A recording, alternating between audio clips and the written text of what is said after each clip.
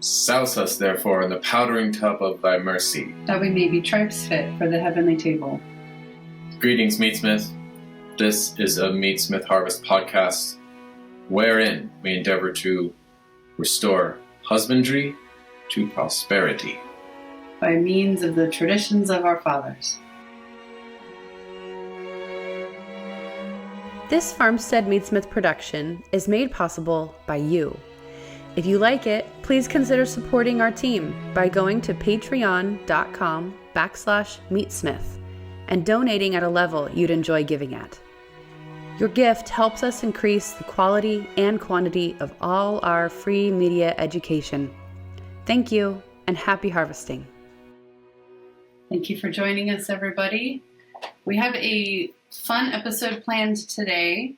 We interviewed Sean and Beth Dougherty, and they are an incredible couple that has influenced us and many other people in our realm of life, in farming, but also just in general. They're great people, and we can't wait to share with you our conversation that we had with them. Right here. Lauren has a cosmetic announcement. And I went in to go put my makeup on, and I look at the mirror, and I'm like, oh yeah, it's Ash Wednesday. It's Ash Wednesday. And there's 2 masses today at our local parish. Yeah. And I went, and Brandon didn't. I haven't been yet. I'm going to go tonight in about an hour and 15 minutes. So that's why one of us remembers that they are dust. And I have yet to realize that. 6 p.m. Which is part of the mortification. I mean, I could have wiped it off, but I was like, no, I'm going to keep it on. Yeah. Memento homo. We need to make sure that you know about some classes that we've got coming up this spring. There are still plenty of spaces available for this spring. In the Family Lamb, we have 5 spaces available, and that's June 19th through the 21st. And then we've got a Family Pig 2. We filled the first class with 8 people. Mm-hmm. So we opened up a second class, and that is May 22nd through 24th. So please consider coming. Yeah, and these are all small classes with a theme. You may have noticed by their name. We call them, we can't resist, but calling them family classes. That's right. Because of the scale. It's always a thing we have to distinguish when it comes to how we process and harvest animals is you have to make this caveat no, this is different. Because sometimes people get the impression that if you come to our classes, you'll just learn where your food comes from in a general sense. And I would say that is not necessarily the great thing that you learn from our class. You definitely learn where your food ought to come from, mm-hmm. and how it ought to come to you.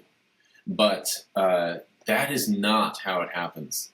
The difference between the commercial industrial scale that supplies all the grocery stores and all the restaurants, I dare say even the fancy pants ones, is completely different from raising it in your backyard and harvesting it yourself.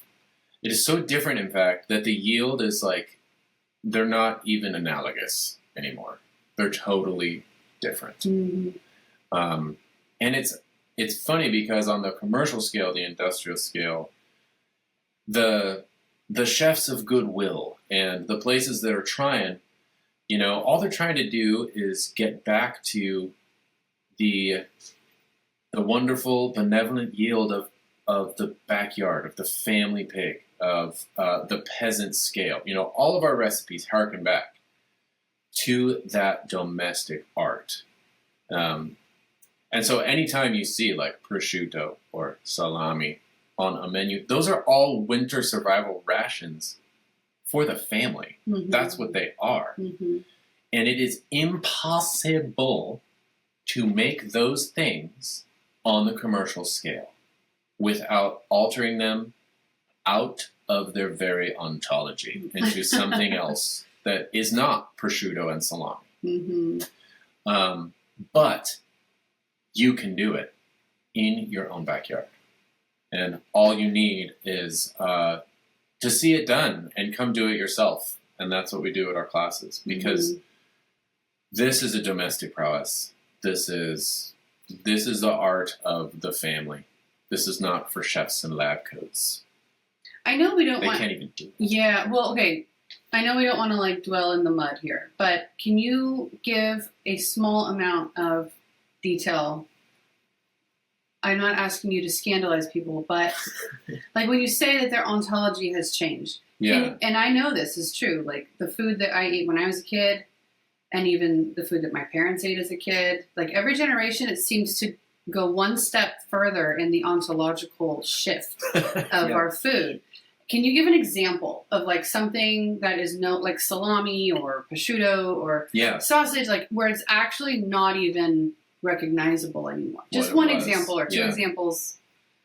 It's hard to pick because literally all of them are examples of the ontological shift of our food away from actual food into something else. Yeah. And salami is a great example, which is a thing that we will be making for the class, for the Family Pig 2 class, which is one of the things that distinguishes it from the original Family Pig class that we will offer again at some point.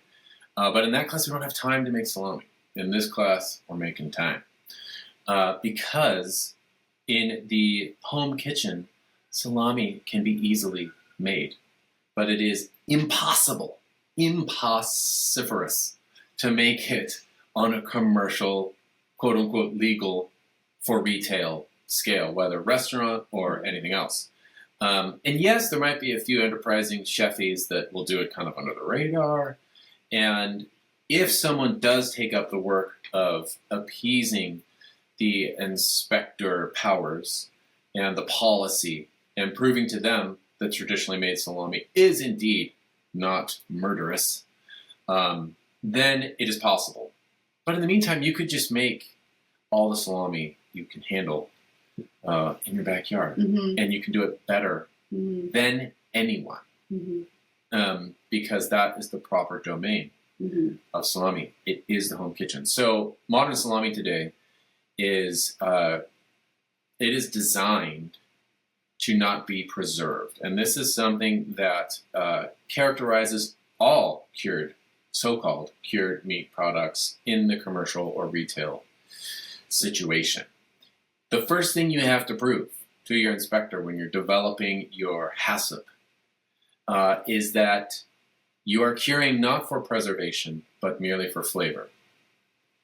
Because they're super not confident in the traditional preservation of meat, even though all of human history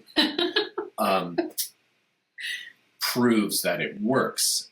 So you have to prove to them that you're not actually preserving it. It's just a flavor step. Oh, wow. That's step one. Okay. So already, the bacon, the salami, the prosciutto, the ham, the rillettes, all of it, the lardo, the lomo, the lonzo, the guanciale, the pancetta, it is not cured. So it's not what it is. And the traditional meaning of that word. And the traditional meaning of that word means, is preserved. So cured, well, actually comes from the Latin to care. Right. To care for a thing. But it entails meat that will not putrefy. Okay. You have rescued it from putrefaction. You see it hanging in the background there. Yeah, we got hanging out. In any context, in any temperature common to the human domicile, in any humidity, it keeps and it doesn't spoil. Without, extravagant synthetic chemicals or temperature humidity control, it just keeps. That's what cured meat is. That's what it is, all by itself, in all the integrity of its ontology. And so salami, because I still haven't actually given an example, is today, instead of preserving it through fermentation, which is what salami is a sausage that is preserved, meaning it keeps without fancy stuff and chemicals through the nurturing, or one could say the caring for, the curing of bacteria. Right. And so there's actually bacteria native to your kitchen and your dining room table and your hands and your farm. That bacteria is sufficient to inoculate the ground meat from your salami. And then you have to put it in, it does like some humidity, and then it will actually ferment all by itself without nitrites or nitrates, without starter cultures of any kind. The only ingredients necessary in the salami are salt, the bacteria from your salubrious, hardworking hands. Sorry. Alarm. The bacteria from your, hardworking, healthy hands, and the pig from your backyard. Whereas on the commercial scale, in order to create a product that is specifically not preserved and only flavored, they just have to, but still sealed in an anaerobic environment. So they have to deal with that, which is a tricky thing. They just totally infuse it to an immense extent with acid of some kind. So they just have to plunge the pH way low. And how they do that depends on how much they're trying, again, to approximate the real thing. So those who don't care, they're just pumping it full of ascorbic acid. Wow. And so it's just acid. And that's why, like the salami or the venison sticks that you might get from a custom slaughterman, they're so tangy. If you eat too much of it, you get tongue bite. It kind of burns your tongue a little bit. And that's just because it's just acid. And if you look at it, it's still squishy and red, like it's not dried out. Yeah. It's just true. Totally acidified. It's more like a ceviche, but with meat. It's just injected with acid. Now, the more artful on the commercial scale, they will get an isolated population of dried bacteria that they have to buy in a packet. And that bacteria, among the bajillions that there are in the salami, they pick about 2 strands or 3 or 4. And we just happen to know that those bacteria, upon consuming sugar, produce a lot of acid. And so that will also, maybe in a slightly more artful way, I guess, produce a very tangy, right, sourly because our salami. palates have been conditioned now to kind of like the acidic flavors. I think it's fine. Like, there's actually a place in the world for it, and I think that the way you achieve it artfully and historically is through the use of potassium nitrate, which is saltpeter. Yeah. And that also, when there is bacteria present and when things aren't too cold or too clean, which is a whole other topic. Yeah, I know. Potassium nitrate will reduce to nitrite, right, which also precipitates a plunge in the pH, which is to say, an acidified flavor. So that's cool. And saltpeter is a natural thing that can be harvested. It is not anymore. It's synthetically made, I think. But they used to use that, and that's where this more balanced, kind of pleasant, tangy, sourly flavor would come from. But the thing is, the use of now we don't even use saltpeter. We just use what saltpeter used to be coaxed by art into, which is nitrite. Right. Now we just get the nitrite. Made in a lab. Yeah. And that can be, that requires no time. So that's why it's super popular. Like, you can cure meat overnight with nitrite. And again... That's almost to cure or to care. To care for meat overnight. It's just it's kind of a paradox. Yeah. Yeah, well, and it's not... and again, it's not cured. It's right, meaning preserved. It's just conferred with the pink color that dazzles our ocular nerve or something. And this sourly flavor, the tangy sour flavor. Because, again, it plunges the pH way low.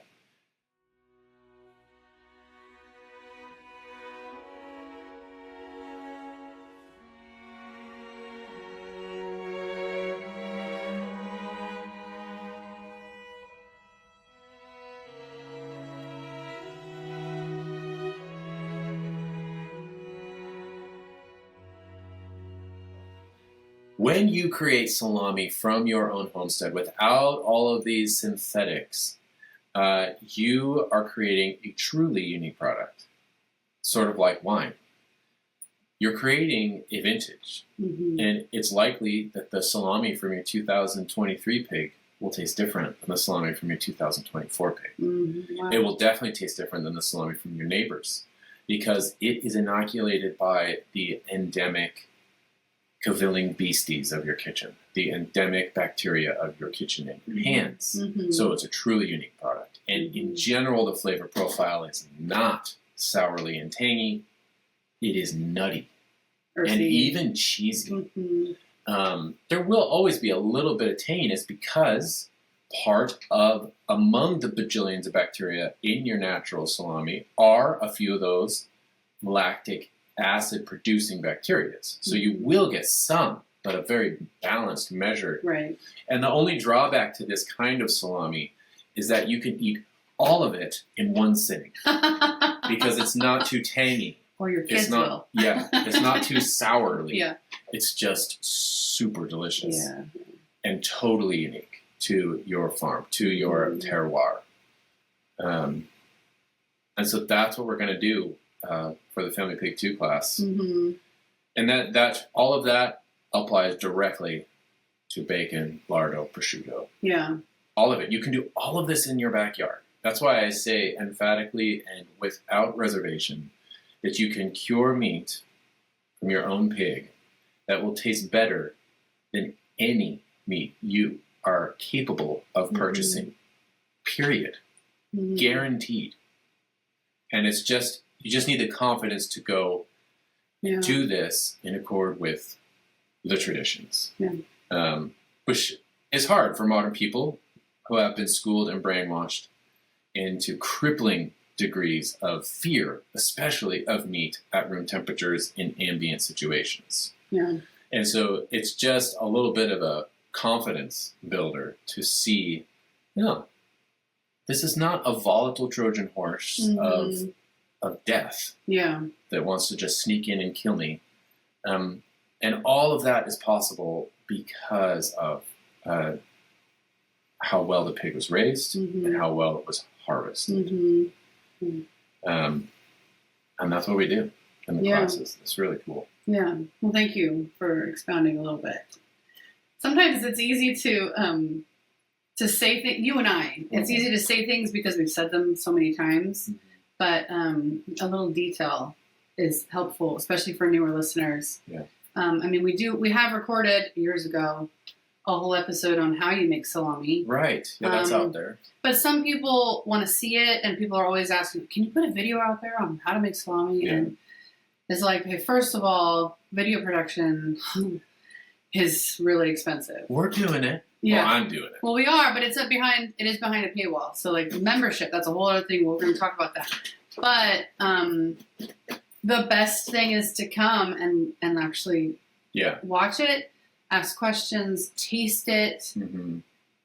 If you taste it, that's going to make you an instant convert right there. It is actually, it tastes so different than the real thing. It does. Than the conventional thing. Yeah. So I just want to let people know, like, you're going to be, your mind is going to be blown by how real all this food tastes and how real the product is compared to the other things that we've been used to. I know, and it's sad that the force of all marketing compensating for the vapidity and emptiness of everything that is sold in a culture of mass production seizes upon the phrase "the real thing." I know. That you just used. I know. And I get it. You know, we're limited in our vocabulary to say, well, no, it's actually real. It's authentic. And it's like, yeah, but they have been saying that for literally decades now. Mm-hmm.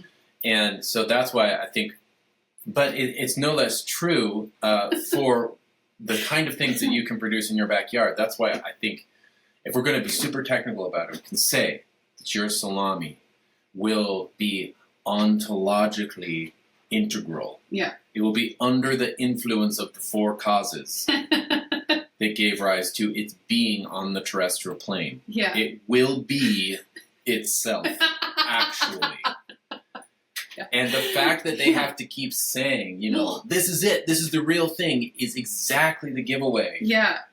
It is not. Well, that's why it feels so wrong to say, because don't they say that about Coke? Coke is it. Right? Coke's the real thing. Mm-hmm. Because they've been doing Diet Coke for so long, so now they had to remarket the old Coke, and they're like, it's the real thing. Yeah. So right. it's like, I can't be using this phrase anymore. So I know. we do have to actually... We can use ontology. Well, or the old phrase is like becoming.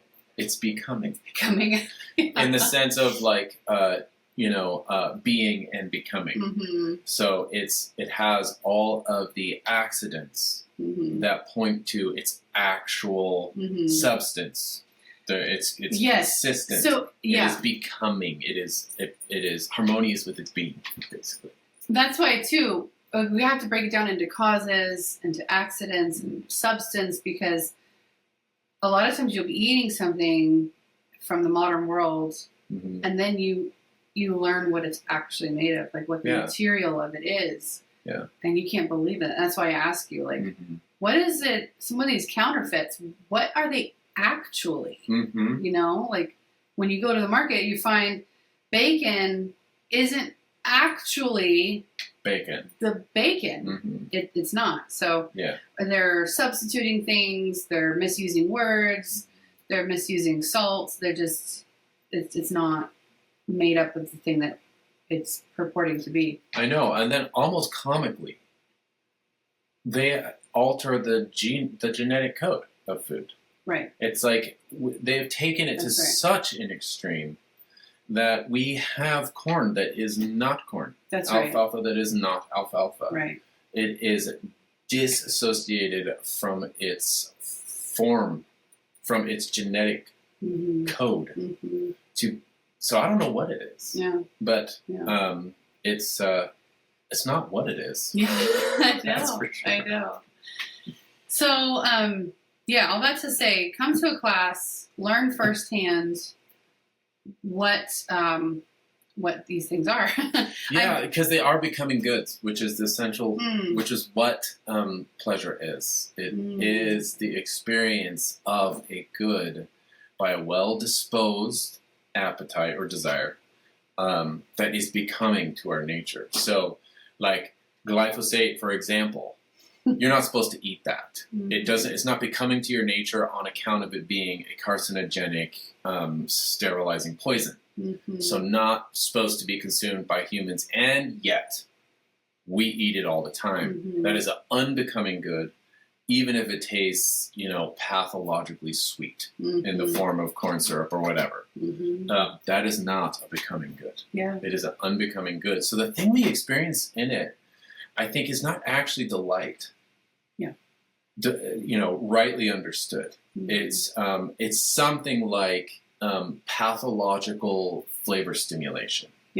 That leaves you hungry and dissatisfied and does not help you do the good, which is what all delight is ordered towards. The delight of taste is supposed to lead you to nourish the body with good things and to make it easier to not just neglect to eat and starve. We're speaking at the beginning of Lent right now. It's perfect. That's right. Yeah.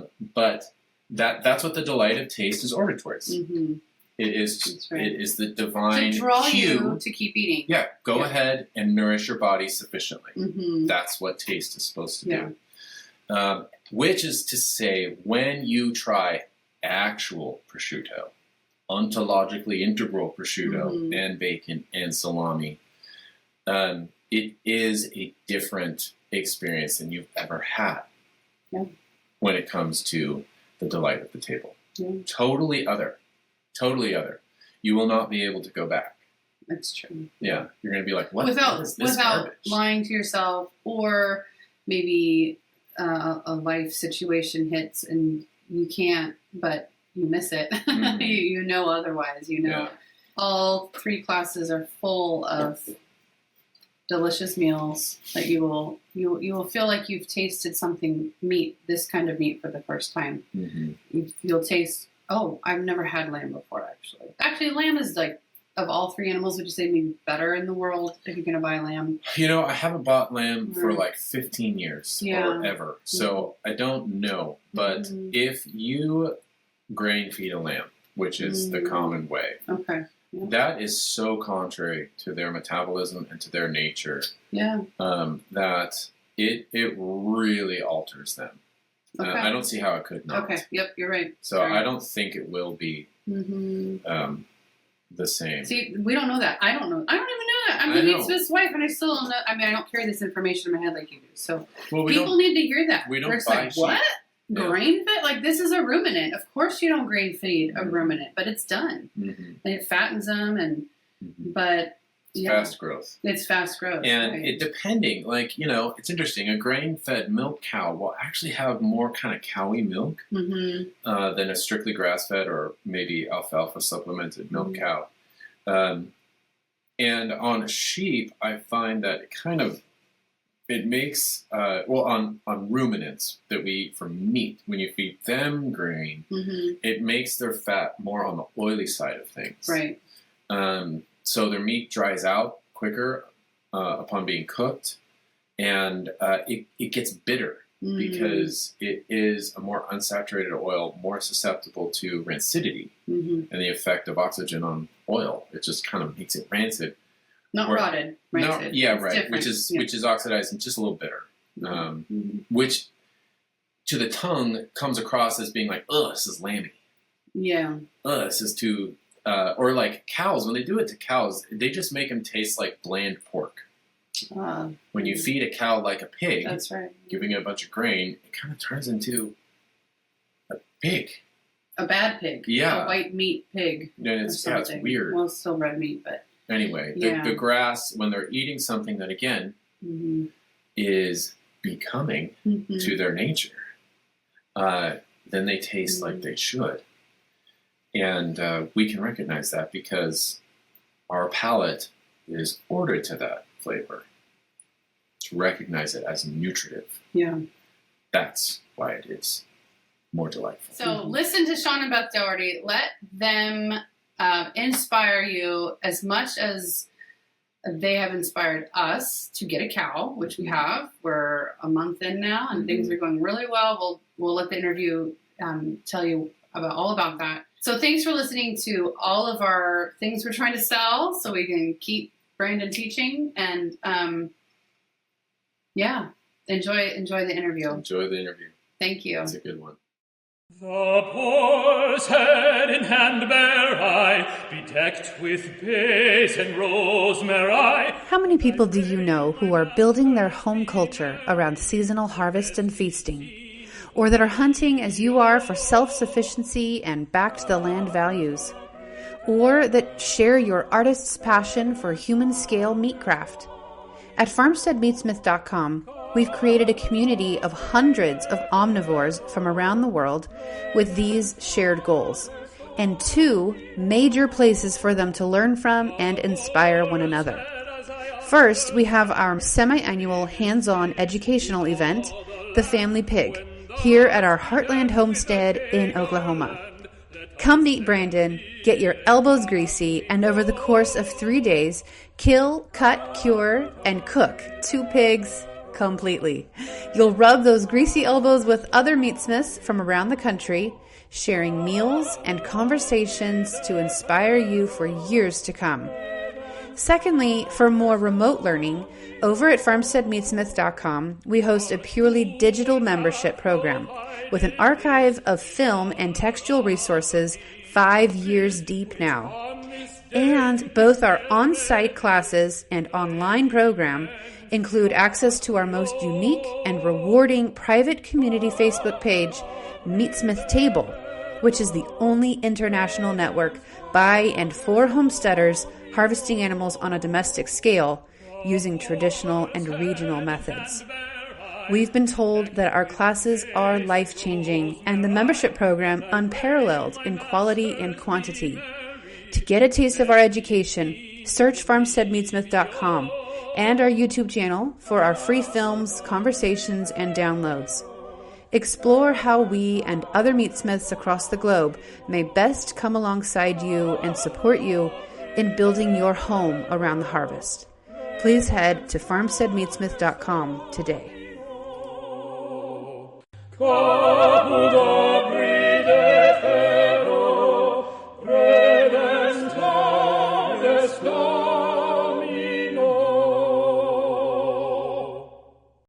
We have the inestimable privilege and great honor of having Sean and Beth Dougherty on the podcast.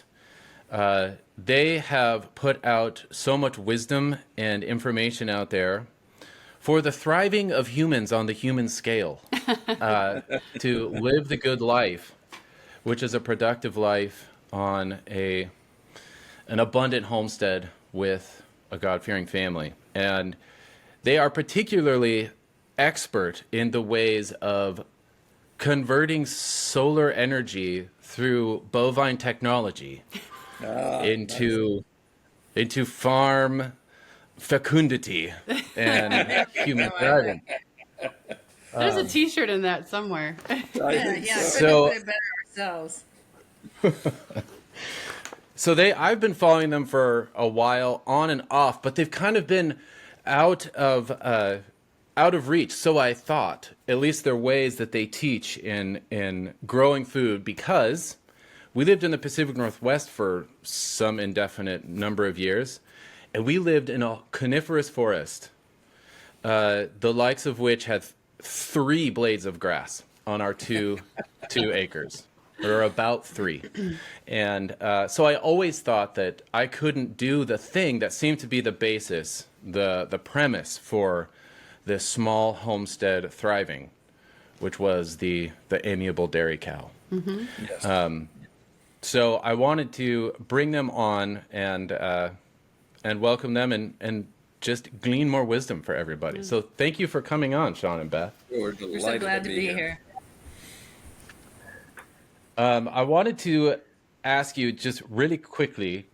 I want to promote your book and everything that you're doing. But if you could tell the story of your first dairy cow, because it so happens we acquired our first cow, way delayed, overdue, just a week and 5 days ago. So we are brand new. That's right. Thank you. It's up from here on. That's right. Yes. And I'm going to try not to take up. Yes. That means a lot. I'm going to try not to talk so much, like the whole time, about how much I love Georgie, our cow, because she's wonderful. But I did want to hear, like, what was your experience with your first dairy cow, from the perspective of so many years later? Our first dairy cow was a goat. Oh, that's true. Bunch of goats. We started with goats, and primarily, I think, because what we had, the land that we had, was just trash. And so we brought in goats. And, of course, so many people start with goats because they think, oh, it's going to be easier with a goat. And now we know that there's nothing easier about a goat, except, as Beth says, picking her up. Everything is harder about a goat than a cow. But we had goat food, so they were the right things to bring on, you know. That's right. Yes.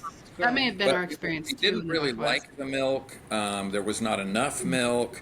And so when an opportunity came along from Marcus Grodi, who you guys know, Marcus had a cow.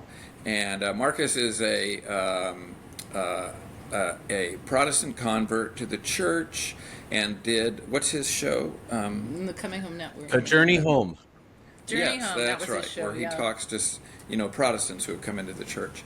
And so we knew him from Franciscan University, and he had a cow. And I don't remember exactly how that conversation must have come about, but we drove out to his place, which is a couple of hours, and got this 8-month-old Jersey heifer. And it was very funny because we just put it in the back of this is on Halloween night, put it in the back of the truck, and we were concerned that the cow, at some point we were getting concerned about the cow, so we put his head in the back of the truck, her head in the back of the truck, and we saw a state trooper. The boys wrapped it around her head and sang Irish lullabies to her for 2 hours, right? The state troopers are trailing us like, what are these people up to? But fortunately, they did not stop us. And we brought it home, and our early experience with I don't know how we got it bred. I don't know. I remember there's all that first fuss of, how do you know she's in heat? How do you get her bred? We did, by the time we waited longer than we needed to, and we got her bred. And let's just let's just say it right up front. She was an unmitigated constitutional disaster. She was she was a train wreck in almost every way you can think of, except she was gentle and she gave us a lot of milk. In 12 years, I think we got 2 live calves out of her. That isn't that we didn't manage to get her bred. She dropped a lot of stillborn calves.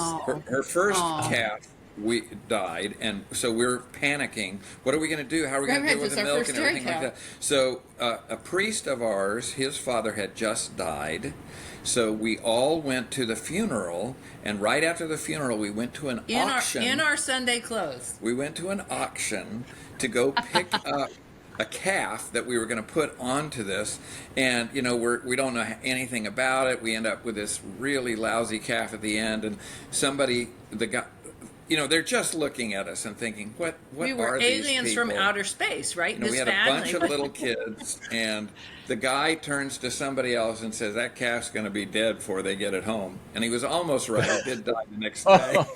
Have you ever bought baby dairy bulls?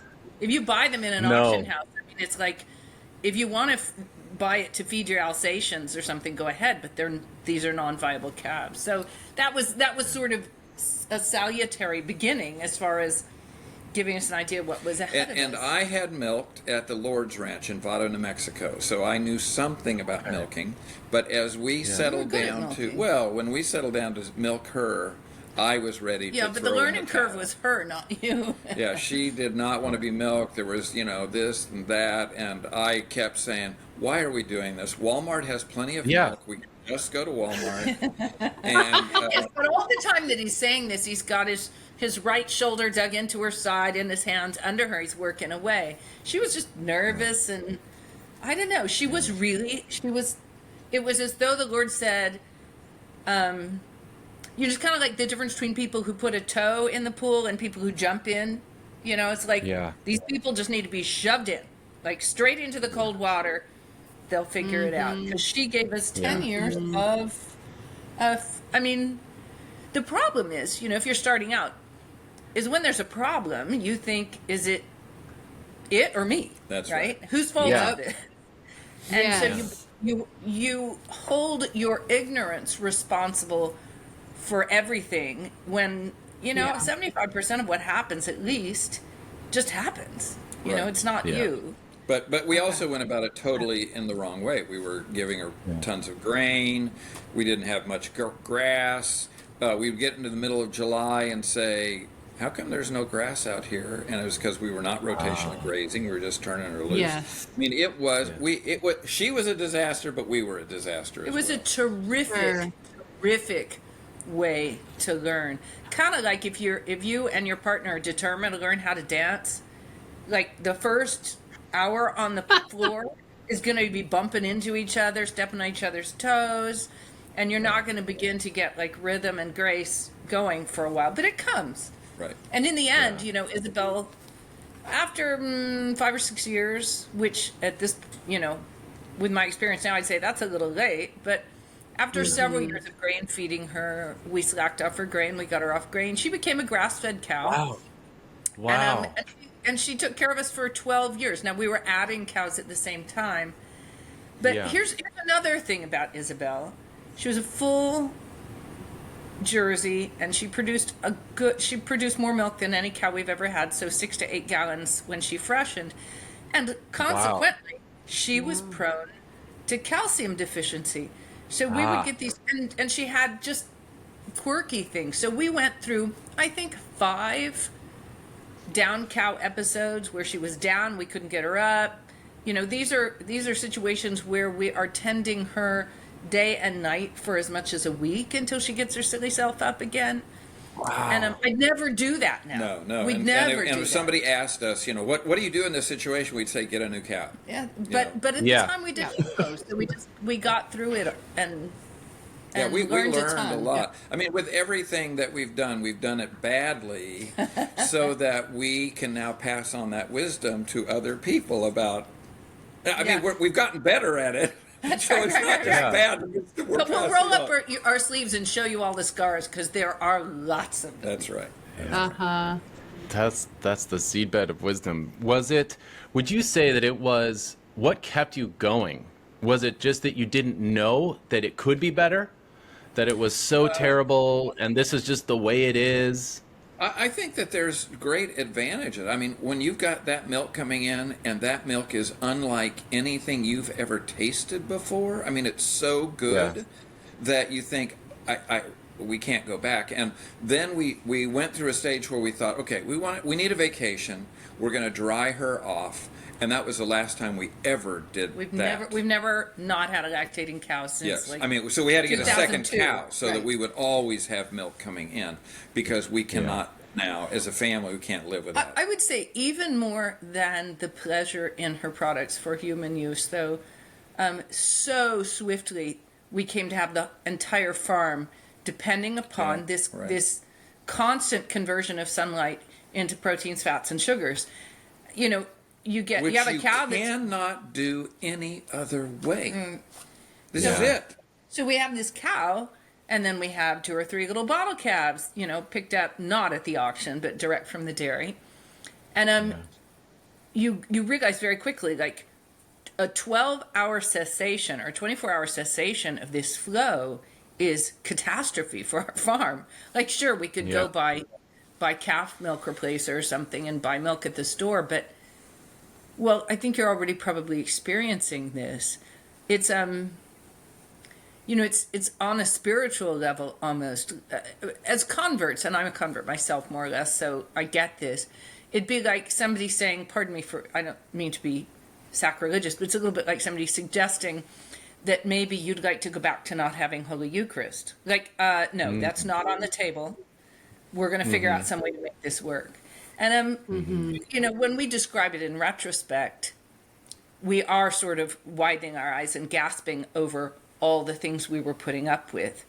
But you have to picture that those were blips on the screen of months and years of good milk production and happy cow and happy children. And, so it really worked, but it worked with a lot of bumps in the road. The milk is wonderful, and we've got butter, and you've got sour cream, and you've got cheese, and you've got all those kinds of things. But all the other things. So now we've got calves. So now we've got free meat. So now we've got chickens that are being fed. So now we've got pigs. We've got all of these because you launch with the dairy cow. So the going back was not really. No, it was never an option. Right. Yes, we did blame ourselves. Here's what was the thought.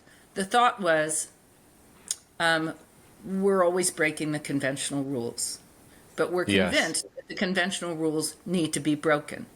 And we're convinced that nature is actually on our side.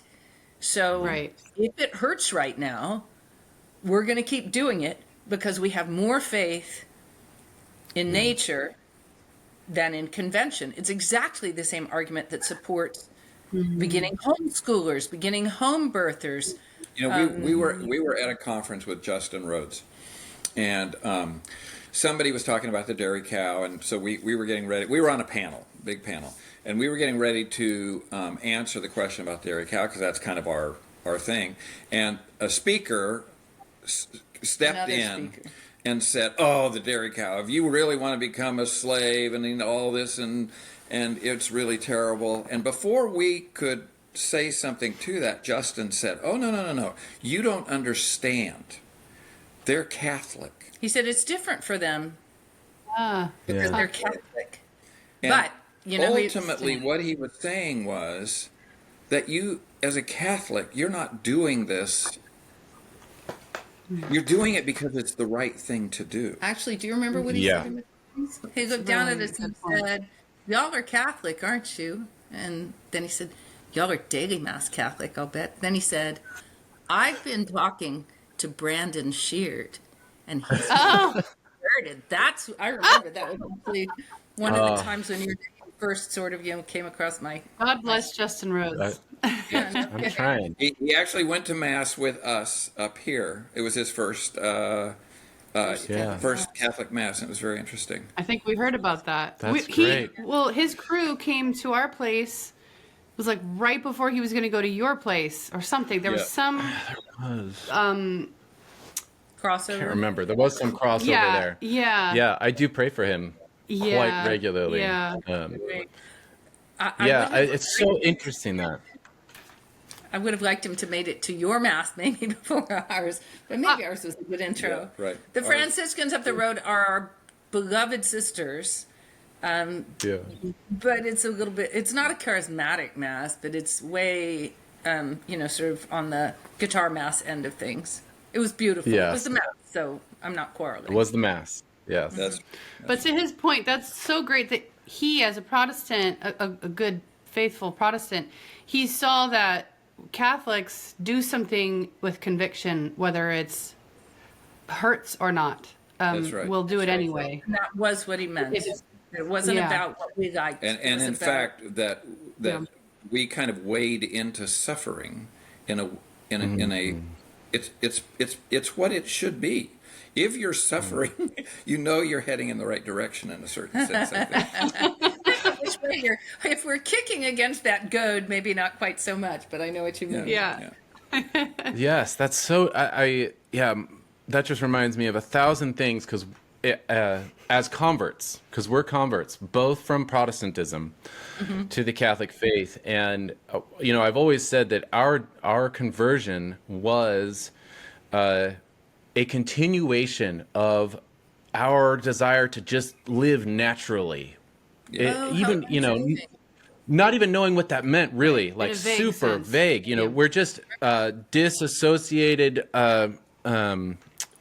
suburbanites, not connected with the natural order in any way, so we're just longing for it. Yeah. And it's funny because that can actually lead you down to the Mother Earth news side of things. Yes.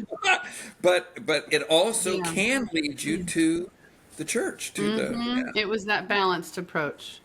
Yeah. For us, the beginning was we didn't want to live a contraceptive lifestyle as a married couple. Right. And lo and behold, there's a church that teaches that. So it was right. But then eventually we needed the buffers for the church to help us not go down the Mother Earth news route. There was we didn't want to become pagans. Yeah. No, we're not doing that.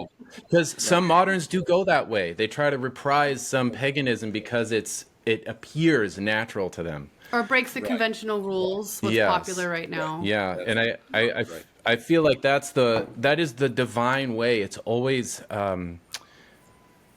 God allows us, we only come to God through his own prevenient grace. He just draws us to him. And which means if we're going towards him at all, it's beyond our own efforts. So there's always going to be an immense measure of naivete and ignorance because it's not our work.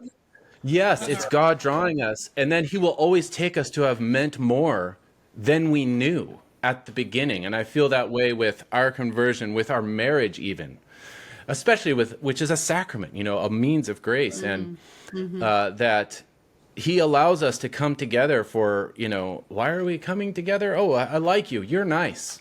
But lo and behold, this is the divine way for him to communicate his life to you and to unite you to him. And that's so much more than I bargained for when we started. But there's... Absolutely. Yeah, right. And I think the same thing with farming is that as we have traveled down this path and done it badly, done it the way that the commercial ag system would suggest to do it, then we started parting from that because the commercial ag method, we're testing it. We're saying this doesn't seem natural. This doesn't seem the way that a cow would do this. They don't do grain. They can't do that. So what is the more natural way? And there was a guy in our grazing council, and he said, the best thing you guys have got going for you is you have no idea what you're doing.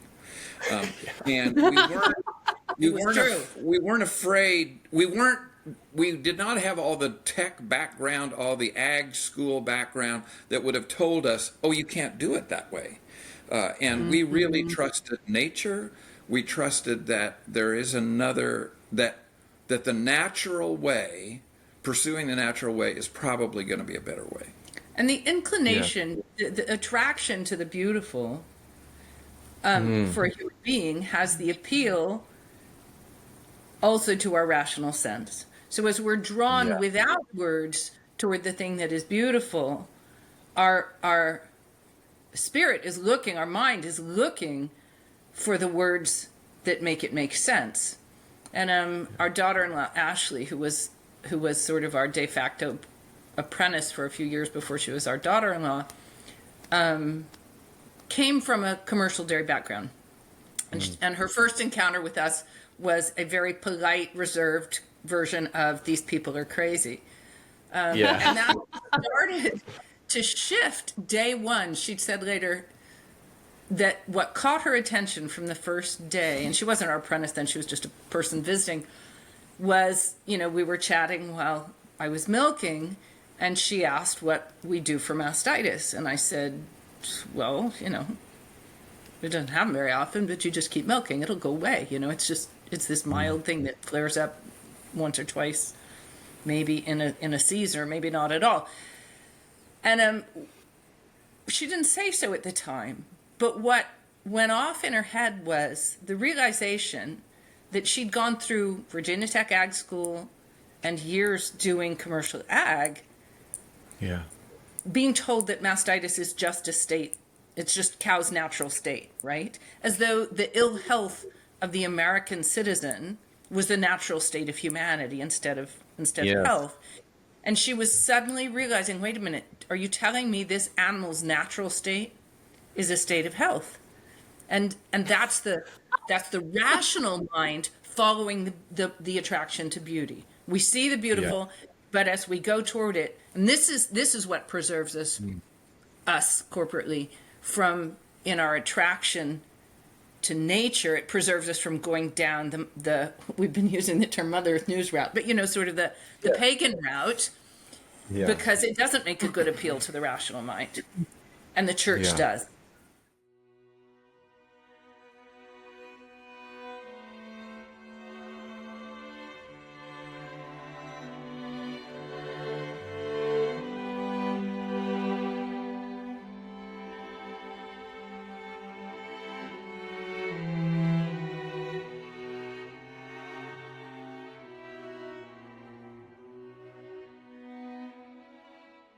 That is so profound, and I feel like it's at the same time it's so elemental that it's almost hard to communicate. That's right. Yet it is the driving premise of how we run our lives entirely. This because I think that the natural order, which is a thing you don't have as a Protestant, because of total depravity, nature itself is utterly bankrupt and not vicious. Trustworthy. Right. That's right. And so reason as well. Reason is, according to Luther, reason is a whore. And whereas when you become Catholic, you just get this just very elemental premise that all knowledge comes through the senses.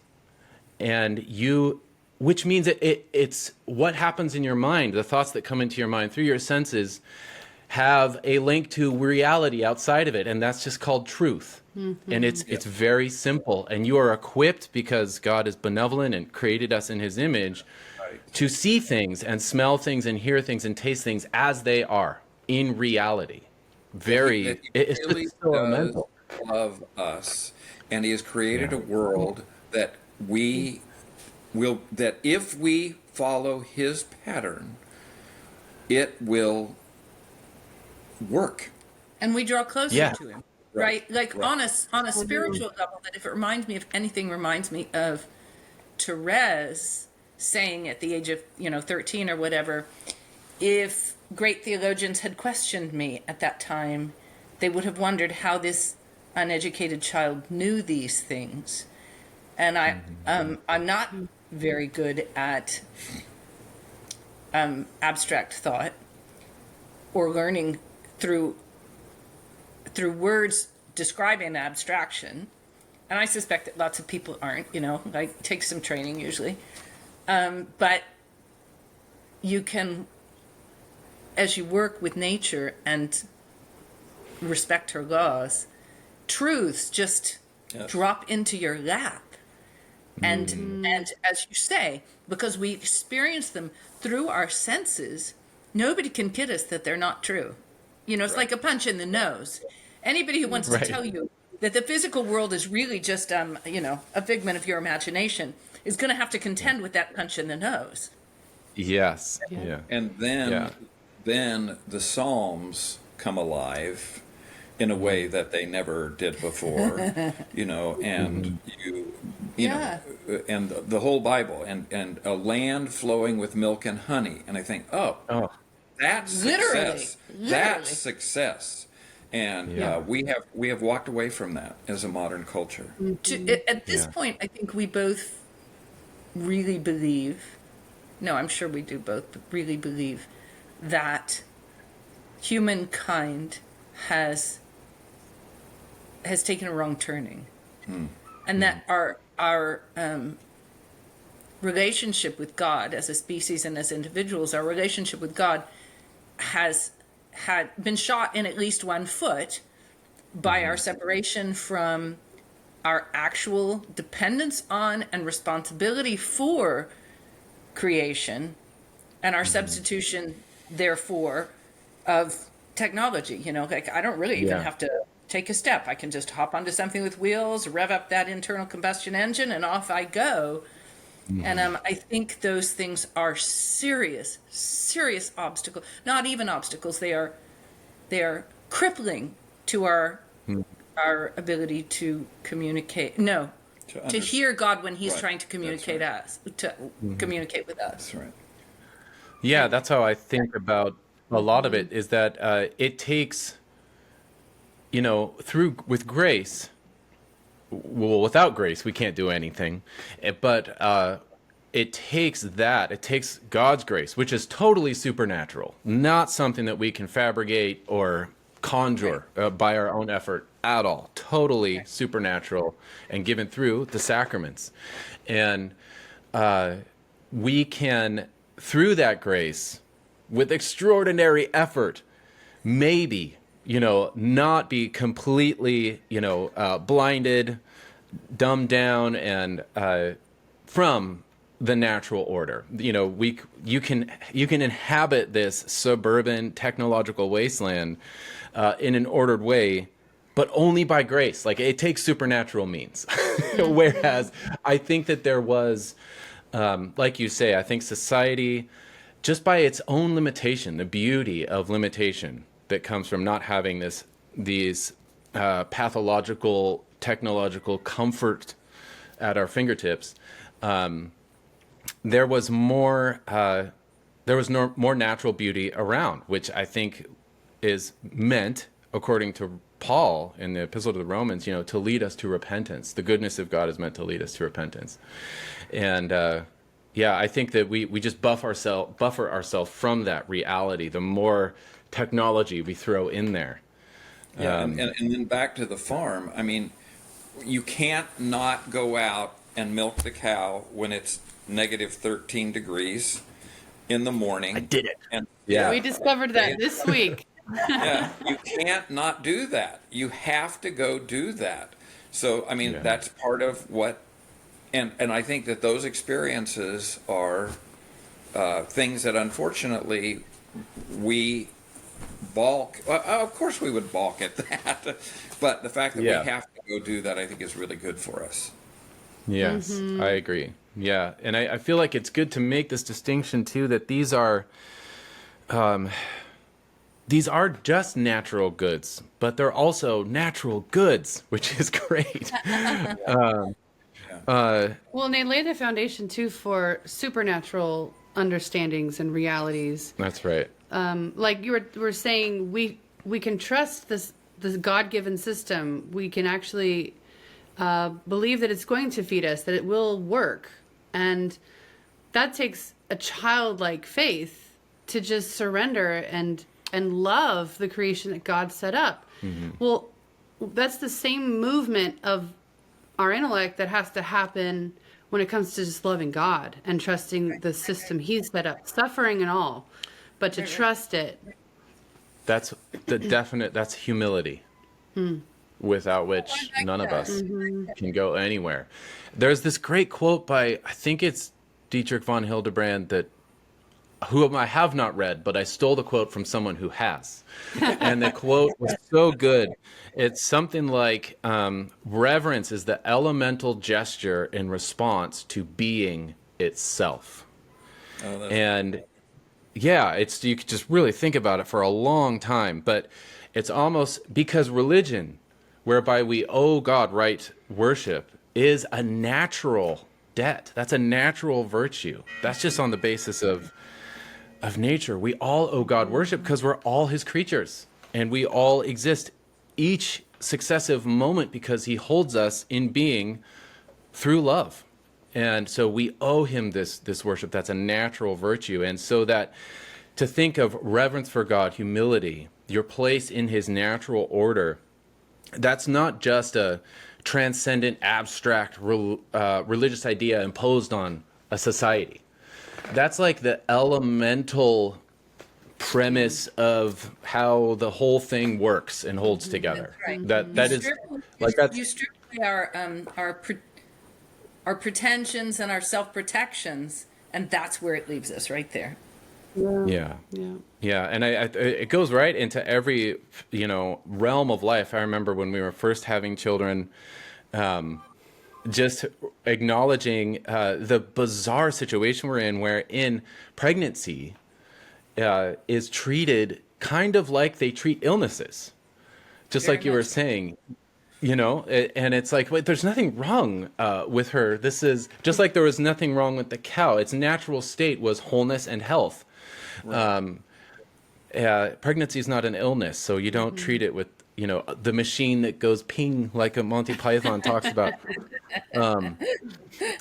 But always, just resting back, subsiding, and sitting back in the natural order of things.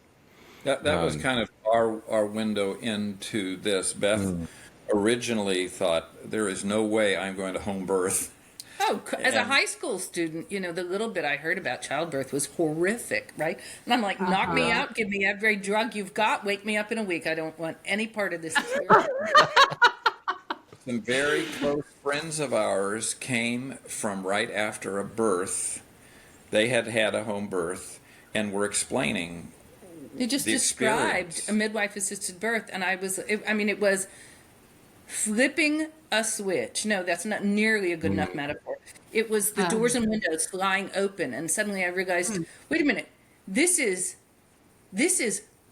my heroism built in. I can do this natural heroic thing that is exciting, and I'm built for it. Like, lead me to it. And then once you begin to question the medical world, then you begin to question the educational world. You begin to question all those things, and you start saying, well, what about home birth? What about homeschooling? And what about doing a farm? And what about, because we had grown up with our parents saying to us, because they had really grown up on farms. They were kids on Dust Bowl. My father was in a Dust Bowl farm in western Oklahoma in the 1940s, right? And watched things blow away. And all 11 of those children became professionals, doctors, lawyers, everything else. It was the beginning of that break from. They left the farm. And when we would be a little bit romantic about the farm, they would say, you just can't do that anymore. And we would think, well, what is it that you can't do anymore? What is that I just thing? Believed it. It was one more, sort of drop on the scale of my experience of reality that said goodness, truth, and beauty are purely fictional. They only exist in the pages of a fiction story. And along with that goes, anything beautiful or good about farming. Fortunately, reality said something else, but that was certainly our experience growing up.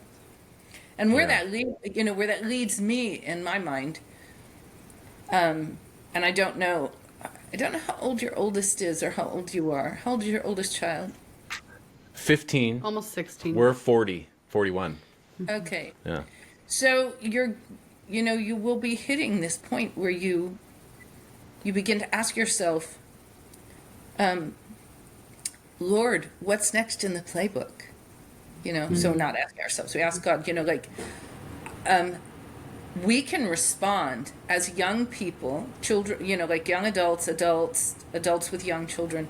We can go on responding to this marvelous, irresistible attraction with yes, yes, yes, yes, yes. But you're going to hit another veil that you have to pass through at some point, which is the one that says, and I have no idea what comes next. It's one thing, like you're young, so you're invincible. And then you have small children, so you raise them. But at some point, they stop being small children. And you think, now what, Lord? What are they going to do? And you have to keep going. Your experience has to be, I have said yes so far. And the answer has been maybe a little wild and unexplainable, but it's been beautiful and it's been good. And then you just have to keep going. Yeah. And then they have to. That's exactly where we're at right now. you just pinpointed exactly our state in life. Yeah. Yeah. It's a question that has come up with people a lot in the last year or so. We've just heard it anywhere we go. It's like the Lord has put some little Muppet puppet to pop up and say, and what happens next? How do you know it's okay? Yeah. And for us, we're at the perseverance. So we've grown in virtue a little tiny bit, in the last 5-10 years. And I think the virtue for me that I'm learning is perseverance. Yeah. So not just doing these virtues for a few years, but a couple decades, because we have 9 kids. Right. Sorry, what? We have perpetual adoration here, in the tabernacle, and it had been going on for several years when I think some people began to say, well, when does this end? What have we done? Perseverance. Just continue, and it starts getting a little stale sometimes, and you have to find the new way in. I don't know that it gets stale so much as maybe we get stale. As you come to rest securely in the things that at first when you encounter them they cause you wonder and joy, and you say, wow, look how God's got me. As you come to rest in those things securely, you look out from that nest and you say, so what about that other thing that's scary to me? And so what are some of the real things we're talking about? So our kids are growing up, our as in yours, ours, but everybody's kids are growing up, and you say, okay, I have not educated these people and I don't even mean book educated, although that too, but I have not raised these kids to be autonomous units in a very competitive and purely virtual world. They're not built for. We have done our best to orient ourselves toward truth, toward light, toward goodness. What the heck happens to people like that? Especially if how does that work out? And I think food, I think butchering a pig, I think dairy cows and grass are these, among other things, they're these symbols where we say, I can't look at that and see how it is. I mean, I wouldn't have seen from the outside how that is this marvelous integral whole that has its own sort of essence that makes it good. But I know it's true because I've lived in it. So now we have to look forward to the thing that we can't predict. I mean, our oldest son at 17, I think, acquired a pen pal. He's married to her now, right? But that's about the age that I would have said, who on earth is going to marry this kid? Who marries crazy farm kids, right? And so the first 5 are boys, and they're all married to wonderful women, right? God sent them. But there is that point as a parent, and then later as, an older parent, where our friend Carly said recently, and she has 5 adopted Native American children from, a drug-infested background, right? And she said, you just keep telling yourself there's no playbook for this. You know, like you just have to move forward. There isn't a playbook. Don't look for the playbook. You're not going to find the playbook. You just keep doing the next good thing. Yeah, and I think a lot of that too is, you know, the playbook we sort of augment in our minds to be this thing that will make it easier. That will, that is the point. It'll give us control, isn't it? Relief. Yes, yeah, where there is no, you know, there is no easier at all. Right, and we're in but unfortunately there is, and that easier is convenience. Well, yeah. And it's Amazon and it's Walmart and it's those things which are not roads toward God. No, they aren't necessarily evil, but they are not roads toward God. And fortunately, they're also not, you know, like very quickly they also become not easier, right? Like, like how difficult is it for you to travel and eat bought food? It's not easier. It's harder. It makes you sick. It tastes terrible. Your nose, your tongue tells you this is not good for me. And so it actually, fortunately, gets and our grocery store now is our basement and our root cellar. And you know, as long as you are content to eat seasonally, as long as you're content to provide yourself from the land, it's really, in some ways, super convenient to be able to walk downstairs or walk to the to the freezer and get meat, and it's Can I ask a really practical question? Yeah. Because, like you said, we both believe in the truth, the goodness, and the beauty, and imparting those things to our kids. And when I'm teaching my kids Shakespeare, not thinking about how is this going to get them a degree, you know, or how is this going to play out in dollars someday? Like I can't worry myself about that. I just have to keep teaching them what I believe is good.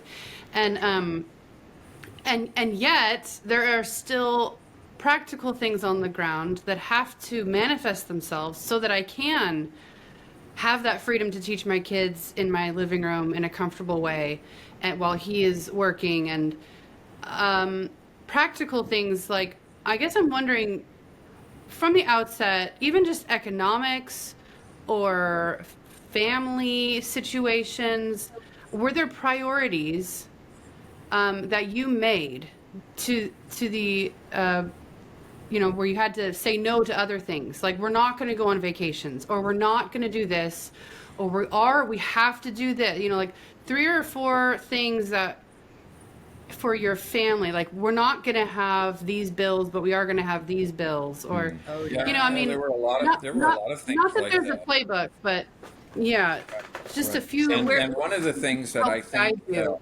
One of the things that I think was really important to us was always having more time than money. There were opportunities. Now, I was in a more traditional, I was a professor at a university, so I had a job. I'll roll that one back. You know why this man was a professor at a university? Because in 1986, he looked at me and he said, "Boy, I wish I had my summers off." I was like, well, there is one profession where you have your summers off. And he said, I'd rather be dead in the ditch. He said, I'll apply to one grad school. I'll apply to one grad school if they give me a free ride, a stipend to live on, and it's a generalist program. I'll go. And he got it. So you never wanted to be a professor. It was just a way to stay in the theater and have his summers off. But in terms of money, and again, one of the things that when people start trying to make the farm into money, we always say that doesn't work very well. So what we've always done is said, what's the least amount of money that we can live on, and then really try and not pursue a lot more money than that. Right. Do you know Helen and Scott Nearing, Living the Good Life? So these, I don't think so, no. They were economists in New York City, I think, in the 50s, maybe earlier. No, probably 50s. Elliot Coleman bought his first farm from them, I think, and he worked with them. But they had some quirks, like, well, anyway, I don't advise you to turn to them for advice in all your life, but their point as economists was that where we were going as a nation, as a people, there's no logical end to consumption. You just keep That's doing right. it. Yeah. So they said, we're going to leave New York City and our lucrative jobs, and we're going to live on a little piece of land in Vermont. And every spring, we're going to make maple syrup. And we'll calculate how much maple syrup we need to make the money we need this year, plus maybe a 10%, sort of wiggle room. And then we'll stop. And the rest of the year, we'll just do what we want to do. So they gardened and they kept some animals and wrote books. But it's that need to say, enough. This is enough. Right. I mean, I always think about Ben and Jerry's ice cream as an example, because here's this little creamery. Two guys, little place in Vermont, let's make ice cream and delight our community. Mm-hmm. The number of people who eat Ben and Jerry's would attest to there being a market for, say, 2,000, 3,000, 4,000 Ben and Jerry's in the United States of America. But because Ben and Jerry's didn't say, okay, that's enough. We make ice cream, we delight our community. We can go to Goodwill and buy a new shirt whenever we need to. Done. Mm-hmm. They've displaced some thousands of possible little creameries across the country. And we just need to say, I don't care that I could somehow maybe morph this into more money. I don't want to. I don't need to. Yeah.